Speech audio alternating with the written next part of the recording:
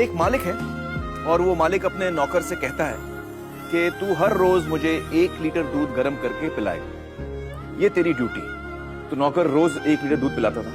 कुछ दिन बाद नौकर जो है उस दूध में से 1.5 लीटर दूध खुद पी जाता था और बाकी दूध में पानी मिला के मालिक को पिलाता था। फिर कोई मालिक से शिकायत करता है कि साहब ये जो नौकर आपने रखा है ये दूध में गड़बड़ करता है।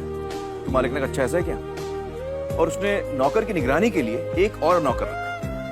अब 2 नौकर हो गए, तो दोनों नौकरों ने 1.5 लीटर दूध खुद पीना शुरू किया और बाकी दूध में वो पानी मिला के मालिक को पिलाते थे। कुछ दिन बाद फिर मालिक को कुछ लोगों ने कहा कि आपके ये 2 नौकर जो हैं वो दूध में पानी मिला के पिला रहे हैं आप। तो उसने कहा अच्छा ऐसा है। तो उसने एक और नौकर रखा, बोला इन दोनों पे निगरानी रखो। अब 3 नौकर हो गए, तो तीनों 1.5 लीटर दूध पीते थे।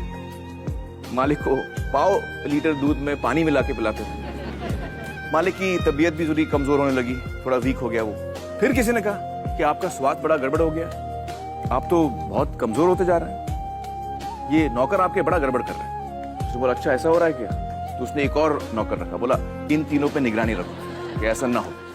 अब जब 4 नौकर रख लिए तो दूध तो 1 ही लीटर था। थोड़े दिन ठीक मिला, फिर चारों नौकर मिल गए और दूध पीने लग गए। अब मालिक को क्या पिलाए, तो वो क्या करते थे कि जब मालिक सो जाता था तो जो दूध पे थोड़ी मलाई जमती है ना ऊपर, वो मलाई लेके मालिक की मूंछ पे लगा देते थे। सुबह मालिक उठ के कहते कि बड़ी भूख लग रही है, तुम लोगों ने रात को दूध नहीं पिलाया। तो कहते नहीं मालिक पिलाया, आपका हाजमा खराब है, आपकी तबीयत ठीक नहीं है। वो कहता क्यों, कैसे। और फिर वो मालिक को आईना दिखाते, कहते ये देखिए साहब अभी भी प्रूफ है। कौन सा प्रूफ है, आपके मूंछ पे देखिए मलाई जमी हुई है। तो अब मुझे बताइए दोस्तों कि ये कहानी है या हकीकत। हकीकत है। तो इसमें मालिक कौन है और नौकर कौन है। हाँ आप बताइए। इसमें मालिक जो है जनता है और नौकर जो है वो सरकार है। हाँ बिल्कुल सही पहचाना आपने, आप लोगों ने भी ये बात पहचान ली थी। दोस्तों अब मुझे बताइए कि ये जो बड़े बड़े घोटाले होते हैं देश में और जो पैसा लूटा जाता है वो किसका पैसा जाता है। हाँ हाँ आप बताइए।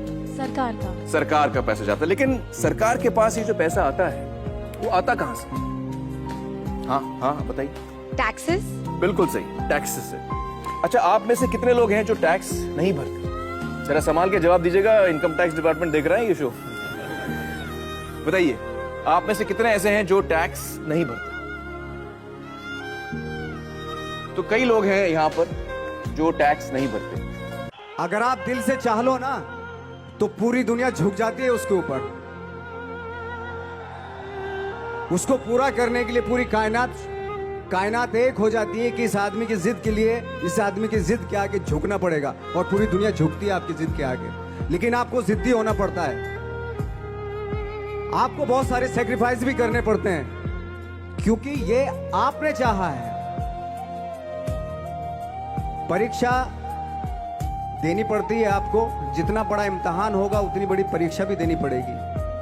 आसान काम नहीं है। छोटे छोटे टारगेट बनाएंगे तो छोटों में निपटारा हो जाएगा। हमेशा अपने आप को टारगेट बढ़ा दो।